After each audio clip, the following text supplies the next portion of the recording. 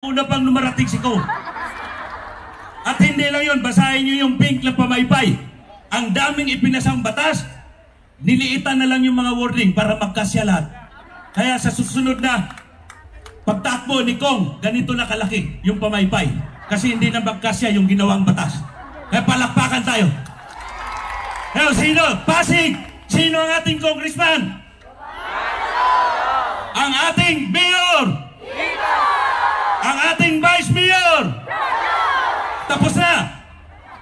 Tapos na! Paano naman siya ako?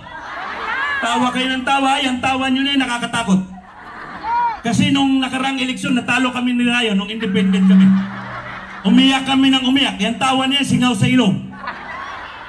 Sana i-convert nyo tayo into vote. Ha?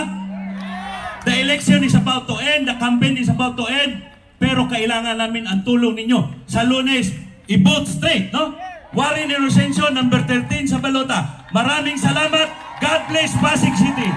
Ating iboto ang number 13 sa balota, Councilor Warren Inocencio.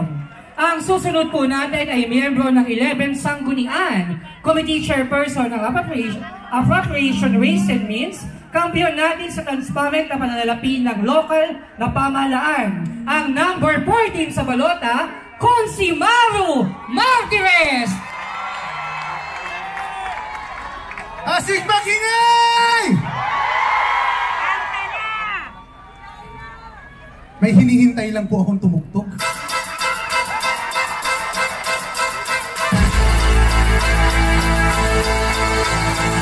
I saw the lights on the night that I passed by her window. I saw the flickering shadows of love on her blind.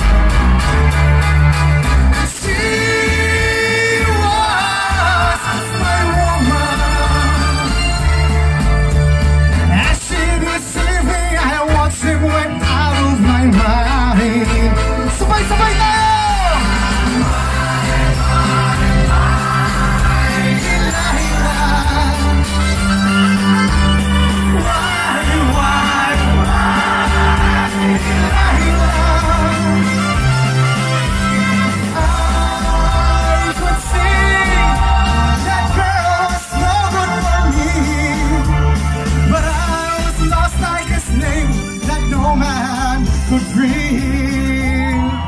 Magandang gabi, Pasig!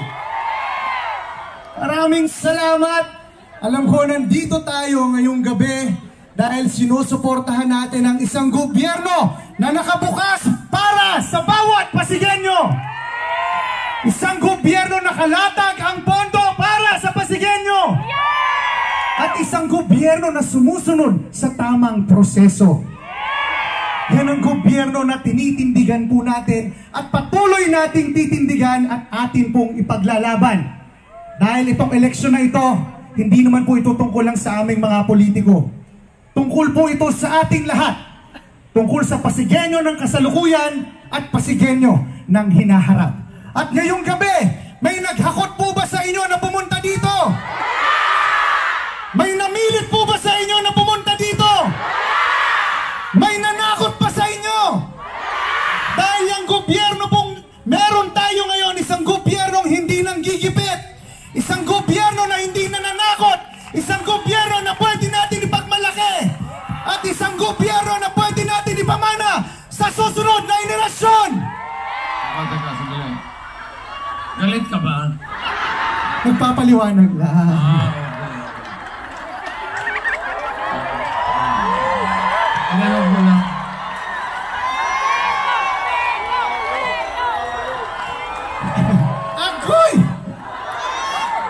At siyempre, Pasig, kahit sa naman sulok tayo nung magpunta, wala namang perpektong gobyerno. Tama po?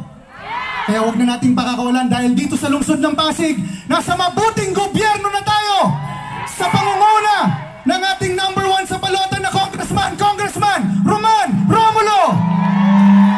Ang number 3 sa balota na Vice Mayor Dodot Jaworski.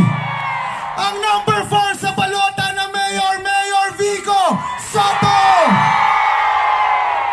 Number 14 po sa mga balota, Councilor Maru Martires. Magandang gabi at mabuhay. Mabuhay po kayong lahat. Muling iboto ang number 14 sa balota, Consi Maru Martires. Gusto ko lamang pong i-acknowledge ang isa sa original na giting ng Pasig. Kasama nating nanonood, si Konsehala Cory Raimundo. Nandito po siya sa harapan. At ang susunod ko pong tatawagin, ang anak ni Konsehala Cory Raimundo.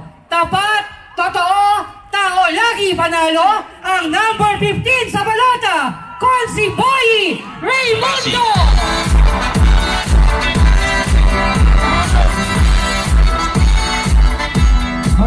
Magandang gabi po sa inyo, Pasigueño. Alam niyo po, the past 44 days po na pangangampanya, medyo paulit-ulit na ko yung sinasabi ko, nakakasawa na. Tignan niyo lang sa Sokmed, medyo ibahin ko na konti. Paumanhin lang po, medyo kinakabahan ako kasi hindi ako sanay na may stage. Nakakalula pala dito. Nagsimula po ako yung panahon ng 7 years old po ako. Nakita ko yung tatay ko yung panahon na kapitan siya, si Boy Raimundo. May inimbitahan siyang maraming tao, pinakain sa bahay. Kaya ano ang ginawa ko, nakita ko yung mga kabataan sa labas namin. Pinapasok ko din, pinakain ko sa bahay. Ang nangyari po, wala po kaming hapunan.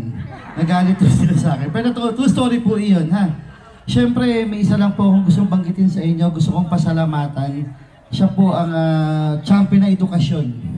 Siya po ang champion ng gender and development. Palakpakan man muna natin si Konsehala Cory Raimundo. Nakakalungkot man, pasensya ka na, kailangan ko yung banggitin. Si Konsehala po ay magre-retire na po sa serbisyo publiko. Yan. Kasi siyempre, nagawa naman ho niya yung tungkulin niya for almost lampas sa 1 dekada. Kaya sana po matuloy-tuloy ko ang serbisyong Raimundo. Siyempre, Mayor Vico, maraming salamat at naging parte ko ng giting ng Pasig. Isang malaking karangalan po sa amin. Siyempre po, kung ako'y papalarin na maging konsehal, tutuloy ko po ang serbisyong Raimundo. Ito po ang pangarap ko, yung nutrisyon, edukasyon, siyempre ang gender and development. Sana po mapagpalarin po ako dahil po sa inyo. Meron hong iniwan ho sa aking tatay bago siya mawala. Sabi niya mo sa akin, Boy, ibalik mo sa Pasigueño kung ano ang binigay nila sa iyo. Sabi ko nga sa serbisyo, ang tapat at totoo, yan ang gagawin ko pag ako'y nanalo. Ito lang ko ang sabi ko sa inyo, ha. Pasigueño, kayo ang tunay na giting ng Pasig. At siyempre, kayo rin po ang magiging bayani sa May 12, sa Lunes. Ipakita po natin sa sambayang Pilipino, sa buong Pilipinas, kung gaano katalino ang mga Pasigueño. Maraming salamat po. Ako po ang pambansang deodorant, Boy Raimundo po, number 15 sa inyong mga balota. Maraming salamat po. Ating iboto ang number 15 sa balota, Councilor Boy Raimundo. Ang mga lalaki pong, ang mga nakadamit pong kulay blue, ayan po ang bumubuo ng giting ng Pasig sa District 2. Muling iboto ang number 1 sa balota, Councilor Buboy Agustin. Muling iboto ang number 8 sa balota, Konsehala Angilu de Leon. Ating iboto ang number 10 sa balota, Consi Ryan Enriquez. Ating iboto ang number 13 sa balota, Consi Warren Inocencio. Muling iboto ang number 14 sa balota, Consi Maru Martires. Ating iboto, number 15 sa balota, Consi Boy Raimundo. Kaya naman huwag niyong kakalimutan ngayong darating na Lunes. Vote straight, giting ng Pasig. At syempre, ang inabangan ng lahat, Pasigueño, 143 na! Yes, para umpisaan ang ating 143, para ipakilala ang nag-iisa nating Vice Mayor na kakampi ng Pag-asa. Tinatawagan ko po ang kanyang butihing may bahay para po pumunta dito sa ating entablado para ipakilala ang ating Vice Mayor. Palakpakan po natin Miss Mikey Kulwako Jaworski. Ang giting ng Pasig. Magandang gabi po sa inyong lahat. Sa ating mga kasama dito sa giting ng Pasig. Ako po si Mikey. At nandito po ako para ipakita ipakilala ang ating pong Vice Mayor, si Dodot Jaworski.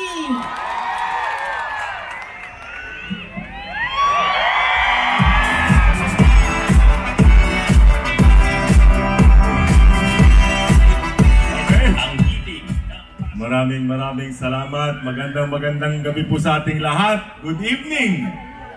Alam nyo mga kaibigan, 45 days na nakaraan, no?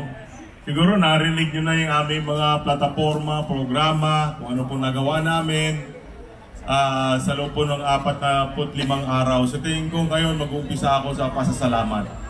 Nais ko po muna magpasalamat sa lahat ng nakasama namin sa mga sa araw-araw na kampanya, sa init ng araw, sa malakas na ulan, balik na naman sa init ng araw.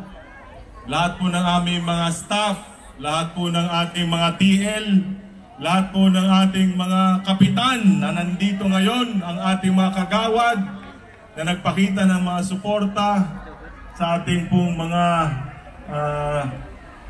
staff sa mga kanya-kanyang opisina, lalong-lalo na sa aming mga pamilya, kay Bossing, siyempre, Tita Connie, sa aking napakagandang asawa,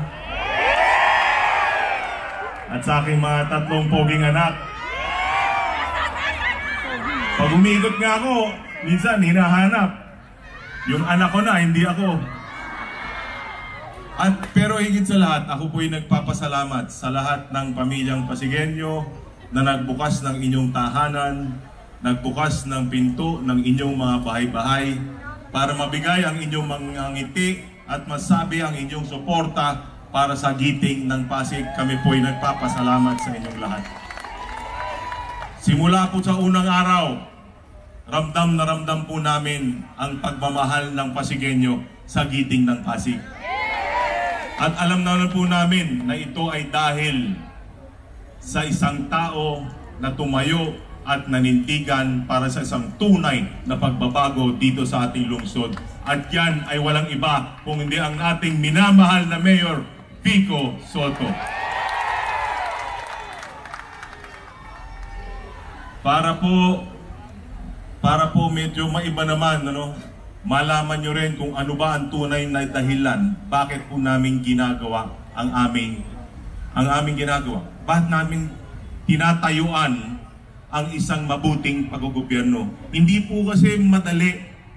Minsan hindi madali ang lumaban sa isang sistemang bulok. Hindi madali na tumayo at panindigan para sa pagbabago. Mas madali sumabay sa agos. Pero bakit namin ginagawa ang aming ginagawa? Siguro mababahagi ko to sa isang napakasimpleng kwento.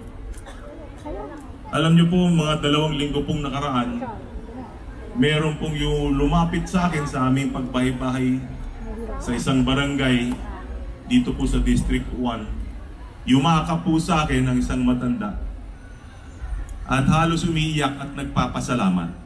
Nagpapasalamat siya dahil sa nakaraang 2 dekada nung ako po ay nabigyan ng pagkakataon manilbihan bilang inyong congressman, ako po ay naglagay ng pondo para sa pag-aaral ng mga Pasigueño. At itong matandang ito, habang umiiyak, sinabi po sa akin na yung anak niya, dahil sa pag-aaral, nakapagtapos siya ng kolehiyo, ay nakapagpunta siya sa ibang bansa, sa Europa, at maayos at maganda na ang buhay nilang buong pamilya.